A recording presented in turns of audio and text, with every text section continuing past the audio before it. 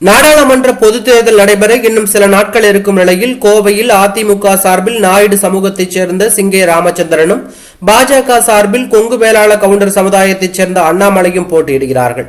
கடந்த மாதம் கோவை கம்மவர் நாயுடு அமைப்பைச் சேர்ந்த கோபால் என்பவர் எதிர்வரும் மக்களவை பொதுத் தேர்தலில் கோவை தொகுதியில் கம்மவர் அமைப்பினர் பாஜக வேட்பாளர் அண்ணாமலைக்கு ஆதரவு அளிப்பதாக அறிக்கை வெளியிட்டிருந்தார். இந்த நிலையில் இன்று செய்தியாளர்களை சந்தித்த கோவை கம்மவர் நாயுடு அமைப்பைச் சேர்ந்த நிர்வாகிகள் தமிழக பாஜக தலைவர் அண்ணாமலைக்கு அளிக்கப்பட்ட ஆதரவை கோவை கம்மவர் நாயுடு அமைப்பு வாபஸ் பெறுகிறது என அறிவித்துள்ளார்.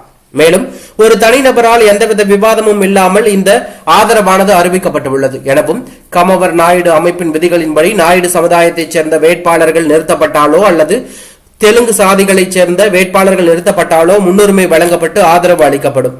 ஆனால் அந்த விதிகளை கூட தெரியாத ஒரு நபரால் பாஜக வேட்பாளருக்கு ஆதரவு வழங்கப்பட்டுள்ளது.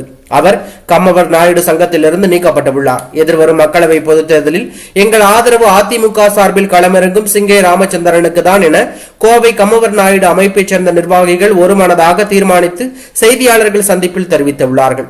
இதன் காரணமாக பின்னடைவு ஏற்பட்டுள்ளதால் பாஜக வேட்பாளர் அண்ணாமலை அதிர்ச்சியில் ஆழ்ந்துள்ளதாக தகவல் வெளியாகி பரபரப்பை ஏற்படுத்தியுள்ளது.